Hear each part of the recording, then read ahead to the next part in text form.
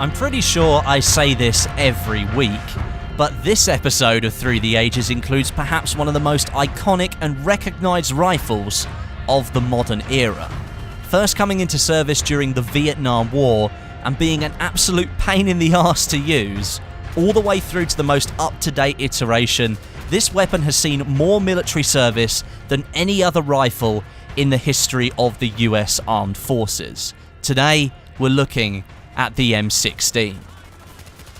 The M16 is a staple of modern Battlefield titles, making an appearance in a staggering 9 games and a standalone appearance in a DLC as well. And that all starts with Battlefield Vietnam. It made its first appearance here, and it came in 2 variants. You have the standard and the scoped.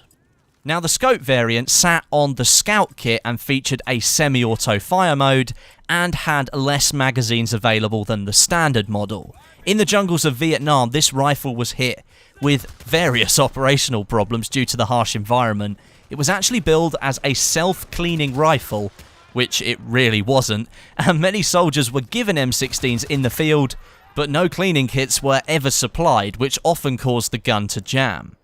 The M16 and its variants also featured in Battlefield 2, Bad Company, Battlefield Heroes, Bad Company 2, the Vietnam expansion for Bad Company 2, Battlefield Play for Free, Battlefield 3, 4, and Hardline. It's been ever present as an American weapon all the way through the franchise, and it's clearly a fan favourite as well. So let's kick off properly with Bad Company 2 and look at the Vietnam expansion. Here we see the M16A1, which is the successor to the original M16 and is a whole variant behind the M16 that's available in the base game. The A1's design was finalised in 1967 and was launched into the Vietnam War to succeed the original model, which was plagued with issues. It was also fully automatic, making the A1 here in the Vietnam DLC potentially much more effective than the burst-fire A2 variant in the base game. The weapon competed directly against the AK-47 and the M14, but the 3 weapons were very well balanced against each other. The max damage of the M16 was 18, falling to 13 at around 60 meters or so, and it featured an 800 round rate of fire and a rather long 3.3 second reload time, but because the gun could only be used naked, no attachments at all, this is about as close as you can get to using an authentic M16 in the Battlefield franchise. Sure, you can run the M16 naked in all of the other games, but here the A1, the model in the Vietnam setting, just works so well. It's got great hipfire accuracy as well, so those surprise attacks by the Vietnamese soldiers out there in the jungle became a little bit easier to combat. Back in the base game, we have the M16A2 to play with, and its Spec Act Special Edition DLC version as well. The Spec Act version is statistically identical to the other one, but features an adaptive camo which cycles between woodland, desert or Arctic, depending on the environment that you're playing in. The A2 is the 7th and final assault rifle to be unlocked in the multiplayer, needing 47,000 points to unlock it. Coming with a fixed 3-round burst fire mode, this weapon could be used to pick off targets at longer ranges. It competed heavily with the AN-94, which is another burst fire assault rifle in the game, with both weapons helping to keep recoil low as the weapon starts to reset to the center of the screen at the end of every single burst that you fire. Now, I'd argue overall of the 2 weapons that the AN-94 feels better to use, but if you're a fan of the AR-15 platform, then the M16 is going to be your pick every single time. It has a flat 14.3 damage at any range, so there's no maximum or minimum damage here, it's just all one value, and that's both a hindrance and a help, I think. Those longer range targets will get taken down a little bit faster because you're always firing at the same damage, but up close, that damage isn't as high as some of the other rifles out there, so it really depends on what kind of player you are. If you're going for longer range, then I'd recommend the M16. Up close and personal with a burst fire option and a slightly lower damage than most other assault rifles, then you might want to pick something else.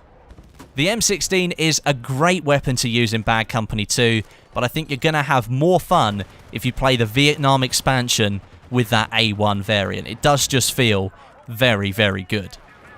Battlefield 3 now, and I think most players who've been around for a while here in the Battlefield franchise are going to know what's coming.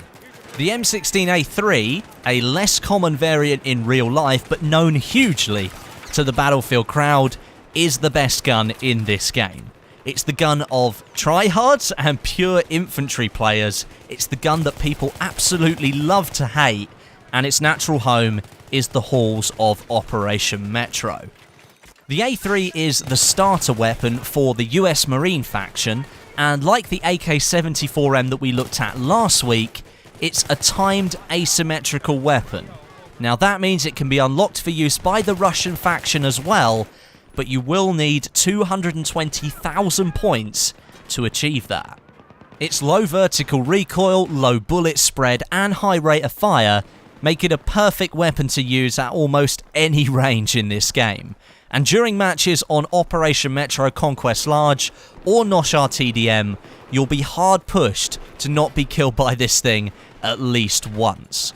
We all know the kill cam pose of the medic standing in the same place at the top of those escalators, strafing left and right, blasting a few bullets, getting a kill, and then reloading.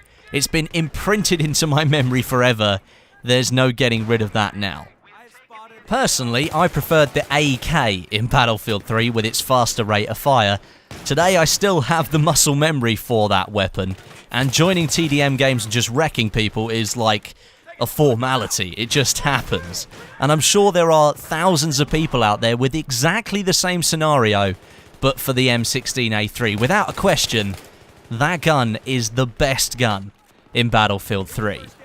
The M16A4 also made an appearance in Battlefield 3. People tend to forget that, but it definitely is there. The Select Fire variant, offering burst fire as its default, but it was significantly less popular overall. Now, I wonder why that is. Why would you use an inferior version of the same weapon? I guess the only reason that you can really say the A4 was included in Battlefield 3 was purely as another option. Battlefield 4 now, and the M16A3 was kicked off the playground by developers, citing it was too difficult to balance due to its inherently good real-life statistics, and instead we were left with the less popular brother, the A4. Here, the burst fire selection was of great benefit in the multiplayer, helping to keep those long-range shots on target, similar to what the A2 did in Bad Company 2, but all of the recoil came at the end of the burst, meaning you'd need to wait a little longer for the weapon to fully reset to the center of the screen before going for it again. Slapping on an angled foregrip did help to reduce this kick-up effect, and that tied with the super fast reload time of just 1.8 seconds, the A4 was really well equipped to take part in close quarters, medium and long range combat, but unfortunately it is a burst fire assault rifle, and in most cases a fully automatic rifle at medium to close range is going to serve you better. Personally speaking, I prefer the M16A1 available in the Vietnam expansion purely for aesthetical reasons. It looks war-torn, authentic, and original. The full auto function paired with Bad Company 2's just wonderful sound design made the weapon so much more memorable to use, each time picking it up, putting a smile back on my face. But I'm sure there are plenty of players out there who love the A3 variant from Battlefield 3, and why wouldn't you? All of the stats point to it being one of the easiest rifles to handle, and its delivery of damage at 800 rounds a minute is surely a temptation that's just too hard not to jump at. The M16 is one of the most recognisable weapons in the history of the Battlefield franchise, and whatever your style of play is, there's sure to be an M16 just for you. Thanks very much for watching. I'm going away for a week now, so I've lined up some videos for you while I'm gone. I hope you like them, But don't forget to leave your suggestions down below in the comments for what you want to see on the next episode of Through the Ages, whether it be a single weapon or a family. I don't mind, just leave them below. And until next time, my name is Westie, and I'll catch you guys in the next video.